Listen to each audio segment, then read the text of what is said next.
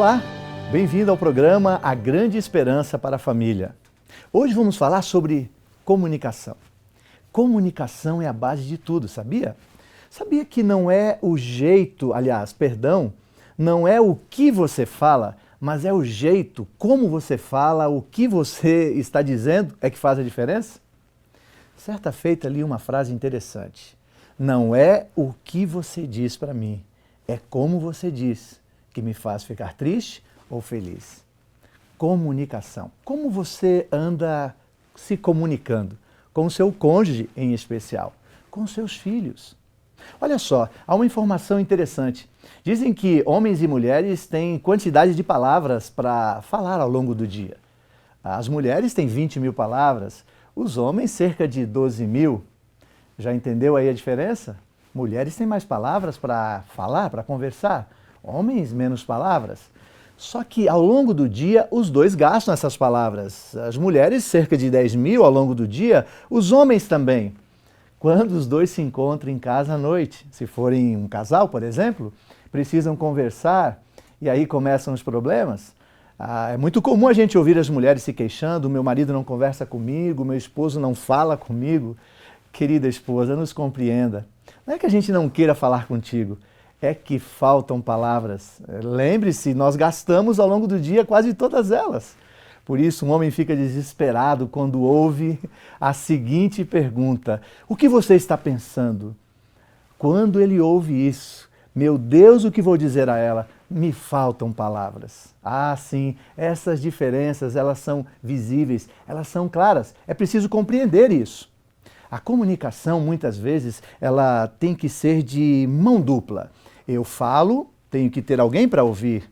Alguém ouviu, precisa responder para mim. O que você anda falando? O que você anda comunicando?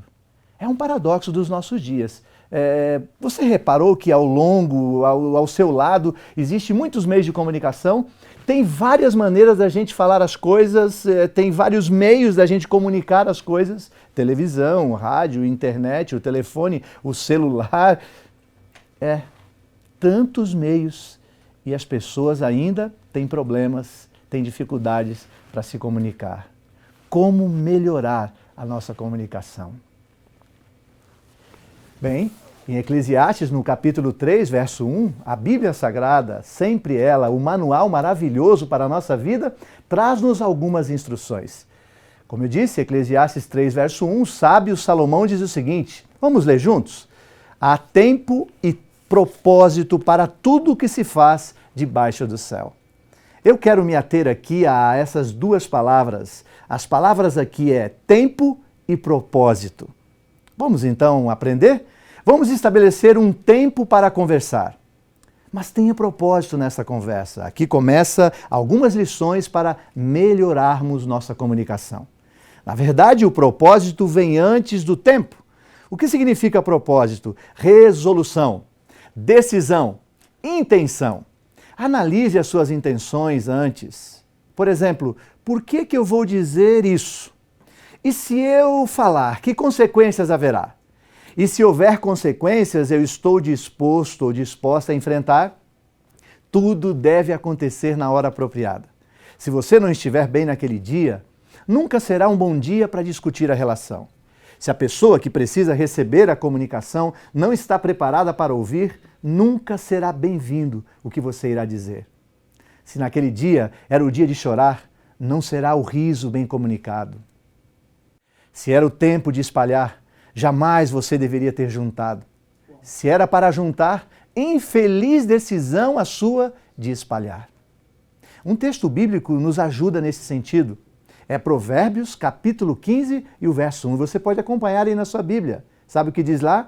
A resposta branda desvia o furor, mas a palavra dura suscita a ira. Siga outra sugestão. Em Tiago, capítulo 1, verso 19, o apóstolo diz, seja pronto para ouvir, tardio para falar, tardio também para se irar. Falar menos, ouvir mais. A forma como se fala é tão importante quanto o que se diz. Não é o que você me diz, tanto o que me magoa, é como você diz o que você me diz.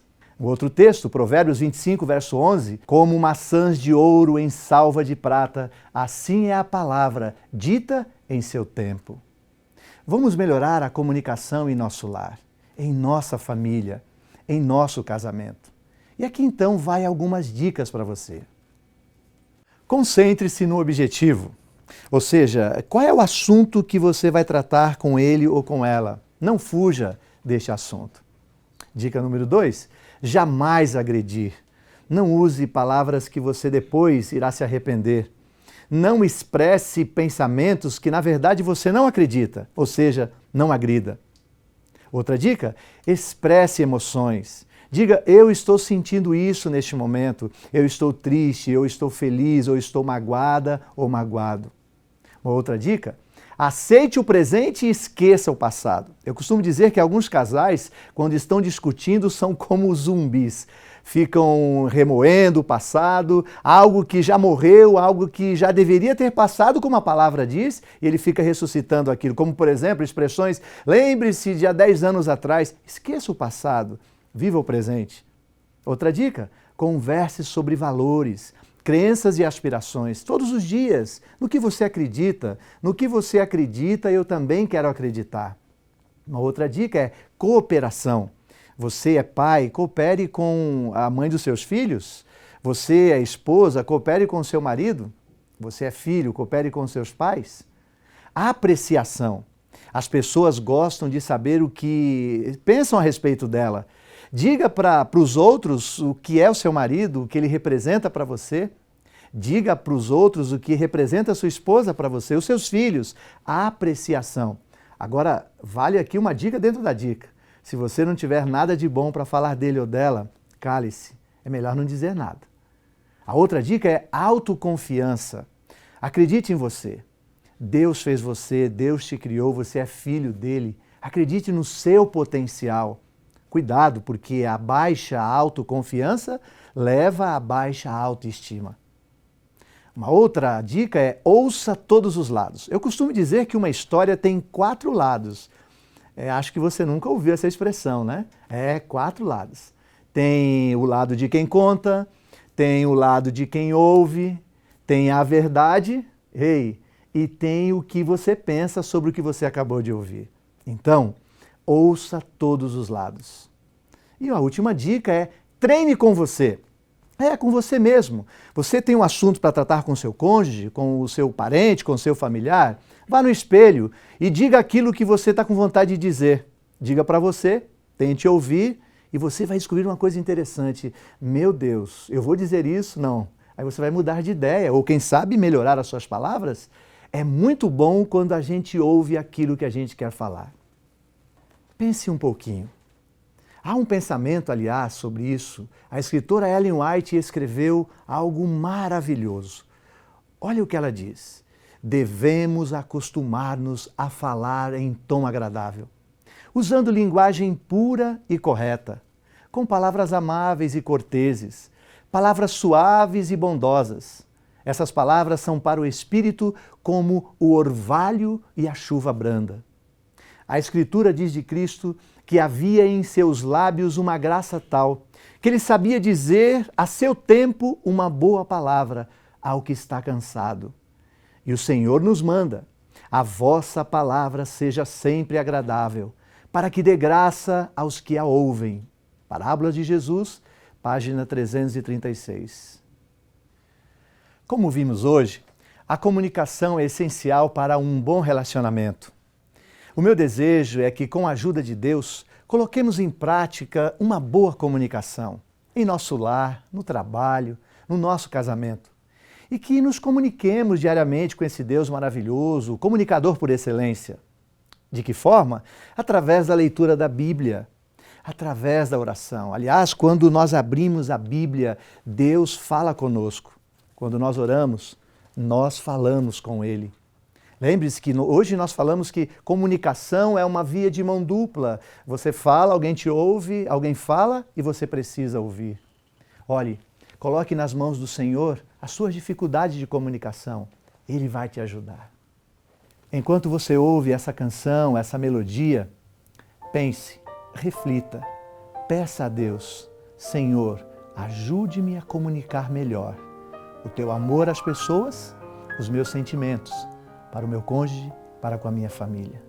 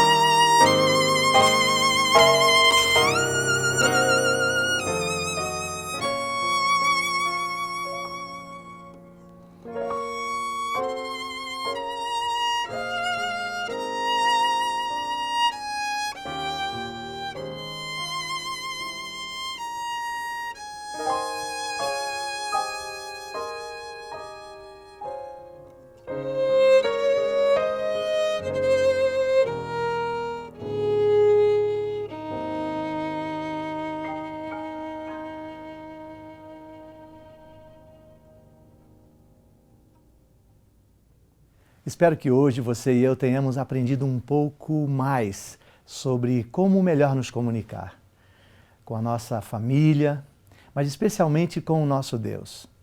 Antes de orarmos, eu queria ler com você um texto da Bíblia. Está lá no livro de Eclesiastes, no último capítulo, o capítulo 12, que diz assim: de tudo que se tem ouvido, o resumo é: teme a Deus e guarda os seus mandamentos, porque isto é o dever de todo homem.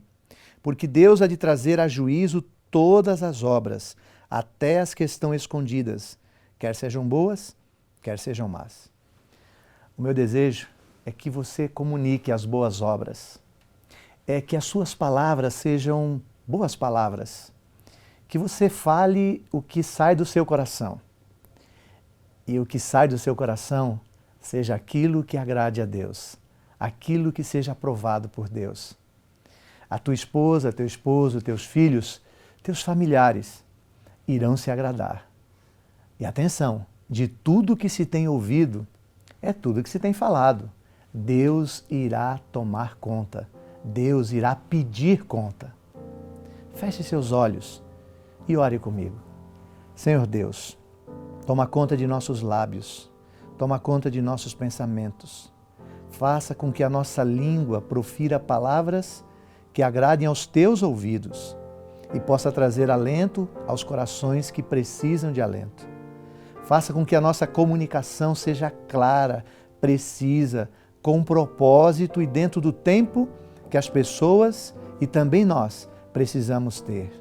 Obrigado, Senhor, porque tem se comunicado conosco todos os dias. Fala mais ao nosso coração, fala mais dentro da nossa casa, para que os nossos ouvidos possam ouvir mais a Tua voz. Perdoa, Senhor, a nossa falta de comunicação, a nossa falha de comunicação, e que todos os dias possamos falar melhor e mais contigo e com o nosso semelhante. Venhas abençoar as famílias que nos ouviram neste dia e que também puderam presenciar as Tuas bênçãos, em nome de Jesus. Amém.